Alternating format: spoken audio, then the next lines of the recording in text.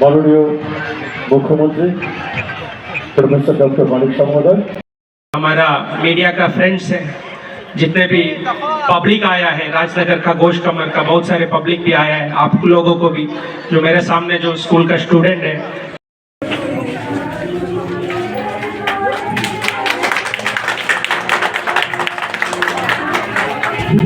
Professor doctor Manik महोदय এবারে উদ্বোধনী সঙ্গীত। অনেক ছেলে মেয়ে আছে তারা ইউপিএসসি প্রতিযোগিতায় যেতে চায়, আইএস হতে চায়, আইপিএস আইএফএস হতে চায়, তাদের জন্য আমরা একটা লক্ষ্য, একটা মানে প্রকল্প আমরা রেখেছি। এখন পর্যন্ত 10 জনকে আর্থিকভাবে আমরা সাহায্য করেছি। আমরা আজকে এখানে আপনারা আজকে আমরা আগে যখন পাস করতাম, পাস করার পরে বা মানে কি পড়ব, কোথায় যাব, এরকম একটা কিন্তু অনিশ্চয়তার মধ্যে আমরা থাকতাম। আজকে ত্রিপুরাতে কি নেই আপনারা বলুন, স্বাস্থ্য ব্যবস্থা থেকে আরম্ভ করে পড়াশোনার ক্ষেত্রে আপনারা দেখুন কি না, এমন কিছু নেই যা ত্রিপুরাতে নেই। আজকে সেন্ট্রাল ইউনিভার্সিটি, যেটা ত্রিপুরা ইউনিভার্সিটি ছিল, এখন সেটা স্টেট ইউনিভার্সিটি ছিল আগে, সেটাকে সেন্ট্রাল ইউনিভার্সিটি হয়েছে, স্টেট এমবিবি ইউনিভার্সিটি হয়েছে, ন্যাশনাল ল ইউনিভার্সিটি এখানে আছে ত্রিপুরাতে, ন্যাশনাল সংস্কৃত ইউনিভার্সিটি হয়েছে।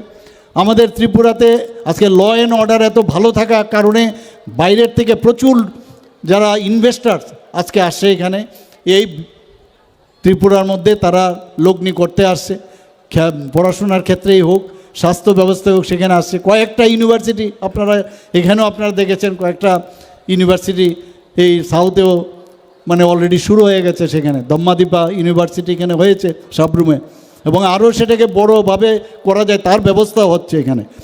এখানে মেডিকেল সিট আগে আমাদের সময়ে মাত্র 10-12টা এমবিবিএসের সিট ছিল, আজকে সেই জায়গায় 450টা আসন হয়েছে।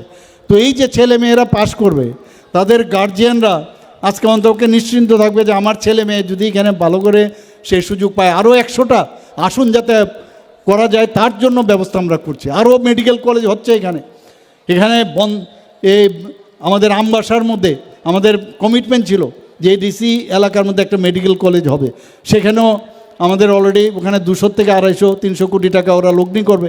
সেই ডিসি এলাকায় যে আমাদের ডিস্ট্রিক্ট হসপিটাল আছে সেটাকে নিয়ে এবং একটা জায়গাও অলরেডি ইয়ারমার্ক করে তাদেরকে দিচ্ছি।